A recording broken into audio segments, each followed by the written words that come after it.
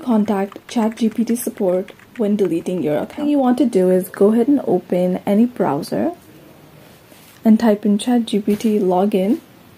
So you can see here chat.openai.com. So go on that and go ahead and log in. And then continue with Google because that's where my account is. Select your account. So here at the top left corner, you'll see 3 bars. So go ahead and click on that.